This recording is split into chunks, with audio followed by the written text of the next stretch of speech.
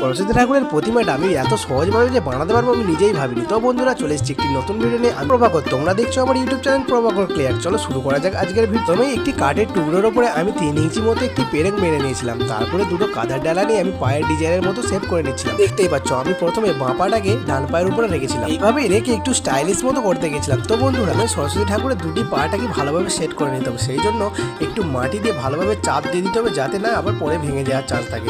তো বন্ধুরা সেইটা হয়ে যাওয়ার পরে আরেকটু মাটি নিয়ে আমি বডিটা করার জন্য একটু লাগিয়ে নিলাম পেরেকের ওপরে। তারপরে তোমরা দেখতেই পাচ্ছ কতটুকু কেমনভাবে মাটিটা কোন জায়গায় দিচ্ছি। ঠাকুরের বডিটাই ভালোভাবে মাটিটা সেট করে নেওয়ার পরে একটুখানি জল দিয়ে আমি ভালোভাবে পরিষ্কার করে নিলাম যাতে দেখতে সুন্দর লাগে। আর হ্যাঁ, তারপরে দেখলাম যে মূর্তির কোমরের দিকটাতে একটু মাটি কম আছে, সেই জন্য একটু মাটি দিয়ে উঁচু করে নিলাম, কারণ বসলে কোমরের সাইডটা ঠিক এইভাবে উঁচু হয়ে থাকে। তো বন্ধুরা তারপরে পায়ের সাইড দিয়ে যে একটুখানি মাটি দিয়ে আমি কাপড়টার স্টাইলটা করে নিচ্ছি, কারণ এইভাবেই কাপড়টা ঠিকঠাকভাবে করে নিতে হবে। তোমরা একটু লক্ষ্য করে দেখো আমি ঠিক কোথায় কোথায় মাটিটা ঠিকঠাকভাবে লাগিয়ে নিয়েছি যাতে দেখতে সুন্দর হয়। এটা ঠিকঠাকভাবে লাগিয়ে নেওয়ার পরে আমার হাতে যে এই ক্লে টুলসটা দেখতে পাচ্ছ, এই ক্লে টুলসটা দিয়ে একটু আঁকচিরা কেটে নিলাম যাতে আমি একটু আন্দাজ পেয়ে যাই আর কি, যে কোখান থেকে ফোল্ড হবে আর কোখানে সমান থাকবে। তারপরে কোমরটার কাজটা একটু ডিজাইন করে নিলাম, কারণ কাপড়টার স্টাইলটা এইভাবেই করতে হবে আমাকে।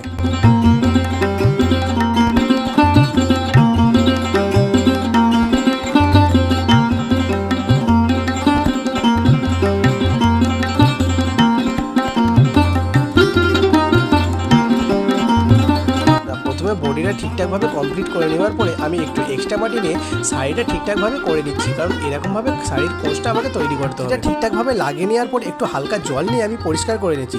তারপরে এই যে আমার হাতে আরেকটি ক্লে টুলস দেখতে পাচ্ছ, এইটা থেকে আঁকচিরা কেটে নিলাম যাতে শাড়িটার আকারে দেখতে ভালো লাগে আর তারপরে হালকা লক্ষ্য করে দেখো আমি হালকা হালকাভাবে একটু একটু মাটি দিয়ে শাড়িটার ফোল্ডটা করে নিচ্ছি যাতে একটু দেখতে ভালো 3D আকারের লাগে আর কি। বন্ধুরা তোমাদেরকে তো আগের ভিডিওতে আমি বলেছিলাম যে আমি কোনো আর্টিস্ট না, নিজের ভালো লাগে মাটি নিয়ে কাজ করতে তাই করছি। যদি ভিডিওটা ভালো লাগে থাকে তাহলে একটি লাইক করে নাও, আর আমার এই চ্যানেলে নতুন হলে আমার চ্যানেলটিকে সাবস্ক্রাইব করে নাও, কারণ এর পরের ভিডিও তোমাদের মিস না হয়ে যায়। তো বন্ধুরা আমার হাতে যে ক্লে টুলসটা দেখতে পাচ্ছ, এটা থেকে শাড়ির ফোল্ডটাতে কিছু ডিজাইন করে নিতে হবে। তারপর আমার হাতে এই ক্লে টুলসটা দিয়ে শাড়ির কুচিটাতে একটুখানি দাগ কেটে নিলাম।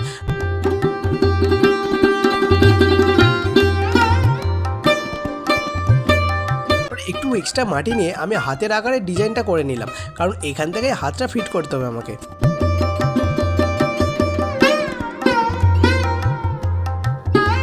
তোমরা একটু লক্ষ্য করে দেখো আমি কোথায় কোথায় কিভাবে মাটি দিচ্ছি।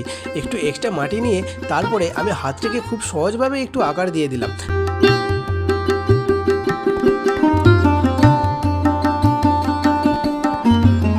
আর একটু এক্সট্রা মাটি নিয়ে এই প্রতিমার ফেসটাকে করে নিতে হবে। আর ফেসটা করার সময় বন্ধুরা তোমরা মনে রাখবে খুব ধৈর্য ধরে খুব শান্তভাবে খুব ভালোভাবে করবে, কারণ ফেসটাই হচ্ছে মেন কাজ, যেখানে মূর্তিটাকে সৌন্দর্য ফুটে তোলার যায়। ফেসটা যদি একবার খারাপ হয়ে যায় না, তাহলে পুরো প্রতিমাটাই খারাপ দেখতে লাগবে। অবশেষে মূর্তির ফেসটা আমি কমপ্লিট করে নেওয়ার পরে একটু হালকা মাটি নিয়ে মূর্তির সঙ্গে ফিট করে নিলাম।